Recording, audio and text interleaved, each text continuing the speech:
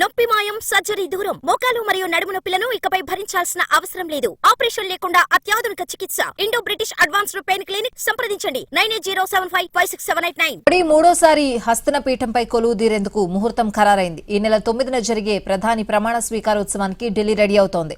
రాష్ట్రపతి భవన్లో ఏర్పాట్లు చకచకా జరిగిపోతున్నాయి. ఇరుగు పొరుగు దేశాల అధినేతలు కూడా ఈ కార్యక్రమానికి హాజరయ్యే అవకాశం ఉంది. అటు కేంద్ర ఎన్నికల సంఘం అధికారులు రాష్ట్రపతితో భేటీ అయ్యారు.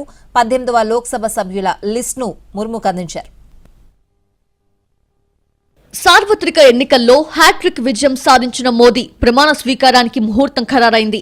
నిన్ననే ఢిల్లీలో జరిగిన ఎన్డీఏ భాగస్వామ్య పక్షాలు తమ కూటమికి నాయకుడిగా నరేంద్ర మోదీని ఏకగ్రీవంగా ఎన్నుకున్నాయి. మోదీకి ఎదురు లేకుండా పోవడంతో మూడోసారి బాధ్యతలు చేపట్టడం ఖాయమైంది. ఈ నెల 9న సాయంత్రం 6 గంటలకు ప్రధానిగా మోదీ ప్రమాణ స్వీకార మహోత్సవం ఉండనుంది. మోదీ ప్రమాణ స్వీకారంపై స్పందించిన బీజేపీ ఎంపీ కిషన్ రెడ్డి భాగస్వామ్య పక్షాలతో కలిసి పనిచేస్తూనే అవినీతి రహిత పాలనను అందిస్తామన్నారు. వచ్చే 5 ఏళ్లు కూడా సుస్థిరంగా, సమర్థవంతంగా ప్రధాని మోదీ పాలిస్తారన్నారు. మరింత అంకిత భావంతో ఎన్డీఏ ప్రభుత్వం పనిచేస్తుంది అన్నారు.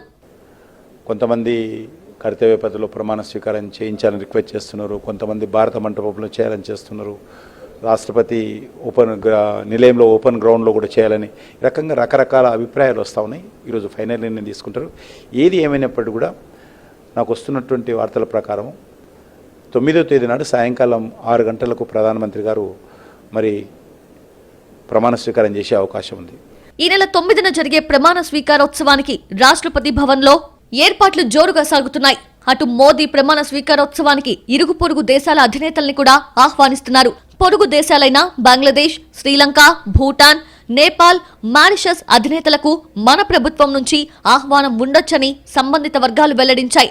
భారత ప్రభుత్వం నుంచి రనిల్ విక్రమసింఘేకు ఇప్పటికే ఆహ్వానం అందిందని శ్రీలంక అధ్యక్షుడి మీడియా కార్యాలయం వెల్లడించింది.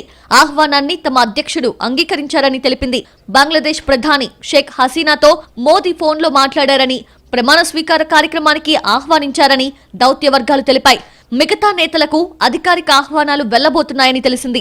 2014లో మోదీ మొదటిసారి ప్రధానిగా బాధ్యతలు చేపట్టిన టైంలో సార్క్ దేశాల అధినేతలు హాజరయ్యారు. 2019లో బిమ్స్టెక్ దేశాల నాయకులు ప్రమాణ స్వీకారానికి వచ్చారు.